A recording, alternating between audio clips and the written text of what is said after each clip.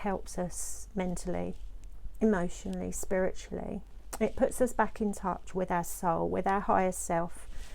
So if I can just explain this on the energy side of things, when I communicate with those that have passed,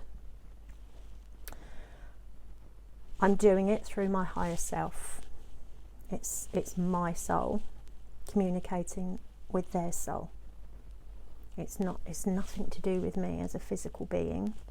It's to do with the soul-to-soul communication. So that's why I call myself a soul-to-soul communicator, because I communicate with souls wherever they are.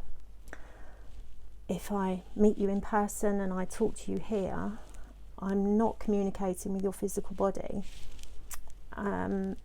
Immediately I feel your soul. I know if your energy feels good and comfortable for me. I know whether I feel drawn to somebody, or whether they're kind of not going to be someone that I would want to invite into my energy field as a friend, or whatever capacity I've met a person in.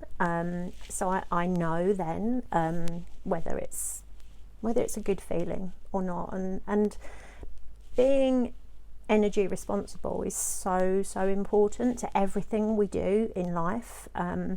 When we get in touch with our energy, our own personal energy, it affects everything, as in like our thoughts. You will learn to know how to deal with things differently.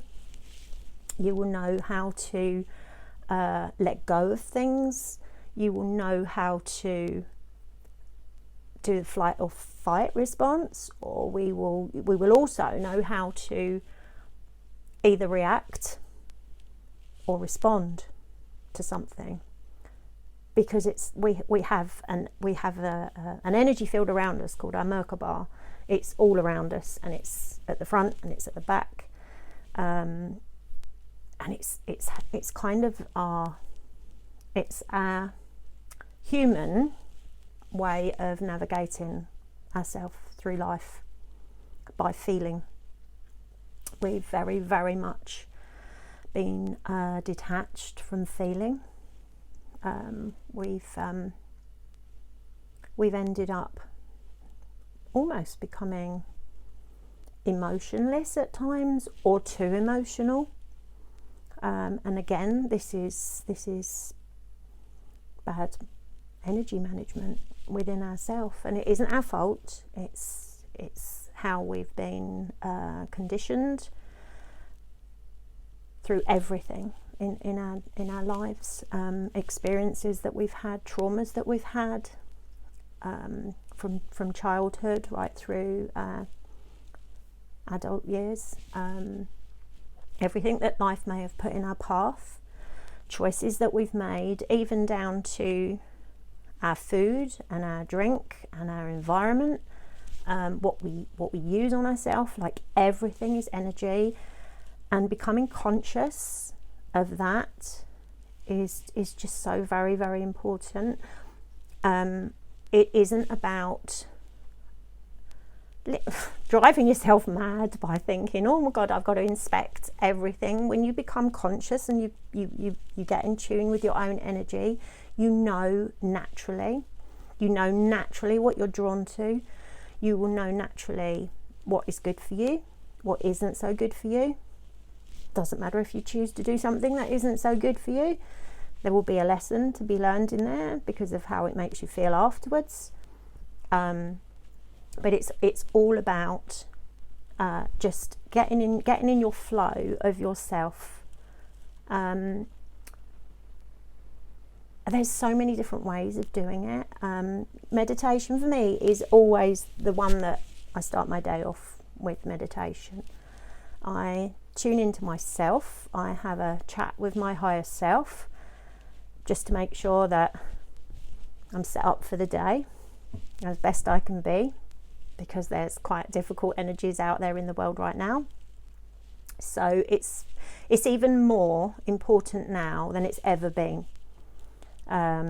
because we're living in a world that we've never lived in. the energies that we're navigating, experiencing, are going to have a massive, massive impact. They already are on people's mental health. And when there's mental health involved, everything eventually can manifest into some kind of physical ailment. So it's just really very, very important to learn to manage your energy. It's not just about your mind. Again, it's about what you feed yourself, what you allow into your energy field. Our mind can be our best friend, or it can be our worst enemy.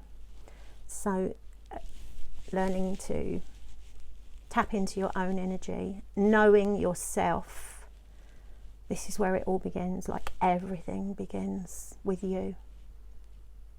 Everything begins with me. I can only help you when I know me.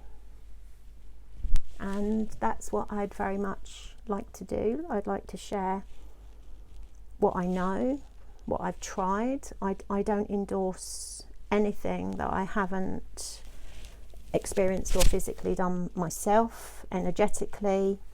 In this world, I will only share what is tried and tested by me, not because somebody else has said it works or somebody else has said, try this, do this. I have to try it for myself. That's the only way I feel comfortable in sharing what I know works for me. And like I said, everybody's journey is different. You may find what I share works very, very well for you. I do everything as best I can. I do it as simply as breathing. I don't do anything that's complicated. It takes some time and effort. It takes some dedication. But when you start to feel very much better from inside out, you will notice, and so will everybody around you. And what I'd like to say now is the journey I've been on over the last 10 years after losing my 20-year-old son in a car accident. That's when my spiritual journey really opened up. Like the floodgates just opened. And because of him, I mean, he tells me he hasn't taught me anything. He tells me everything that he has shared with me. He's just reminded me of what I already knew. I'd just forgotten it because life had got in my head and under my skin. So he's kind of got me back to me knowing me. And I'd very much like to help you on your journey of getting you back to you. So thank you for listening today, and I hope you've enjoyed my very first video. Thank you.